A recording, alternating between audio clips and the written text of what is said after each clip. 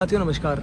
आप सभी जानते हैं कि देश में संसद का सत्र चल रहा है और विपक्ष ने लोकसभा स्पीकर ओम बिरला को हटाने के लिए अविश्वास प्रस्ताव लाया है।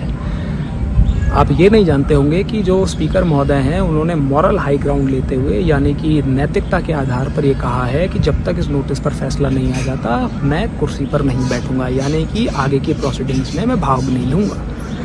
मुझे इस पूरे माहौल से एक बात याद आ गई, एक फिल्म याद आ गई। आपको याद होगा एक नायक करके फिल्म आई थी जिसमें अनिल कपूर को एक दिन का मुख्यमंत्री बना दिया गया था और अमरीश पुरी से जब उसकी पार्टी के लोगों ने पूछा कि चौहान साहब ये क्या करा है, तो चौहान साहब ने कहा कि मैं जनता को मैसेज देना चाहता था कि सीएम की कुर्सी पर किसी ने कीचड़ उछाला तो सीएम ने कुर्सी को लात मार दी।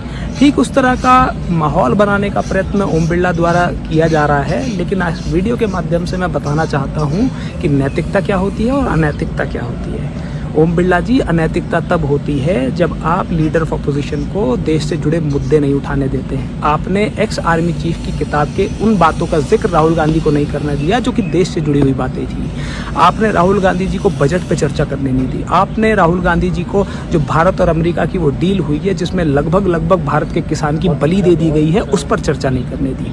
जिस अमेरिका का जो टैरिफ होता था भारत पर 3% होता था जब कांग्रेस की सरकार थी, यूपीए की गवर्नमेंट थी, आज वो बढ़कर 18% हो गया। उसके बाद भी देश में इसको उत्सव की तरह मनाया जा रहा है। आपने ऐसी घटिया डील पर चर्चा नहीं होने दी। मैं समझता हूँ इससे भी ज़्यादा अनैतिक काम आपने ये किया है कि जब भारतीय जनता पार्टी का एक निर्लज्ज सांसद संसद में खड़ा होकर देश के पूर्व प्रधानमंत्रियों पर कीचड़ उछालता है और अपशब्द कहता है, वो भी एक किताब से पढ़कर, तो आपने नहीं रोका। जब आप उसे नहीं रोकते हैं तब आप अनैतिक काम करते हैं। और तो और उस सांसद पे कोई कार्यवाही भी नहीं की गई है। और इन सबसे अनैतिक बात आपने ये की कि देश की चुनी हुई महिला सांसदों के लिए जो कि प्रधानमंत्री जी के सामने अपना विरोध दर्ज कराना चाहती थी, उनके लिए ये कहा गया कि सांसद जो है वो प्रधानमंत्री पर हमला कर सकती थी। हम समझते हैं कि लोकतंत्र में विरोध की जगह होती है और जब भारतीय जनता पार्टी विपक्ष में होती थी तो अनेकों ऐसे मौके आए जब प्रधानमंत्री मनमोहन सिंह जी को ऊपर न सिर्फ कागज उछाले गए, उनको घेर लिया जाता था, क्योंकि सवाल पूछना लोकतंत्र में विपक्ष का अधिकार है।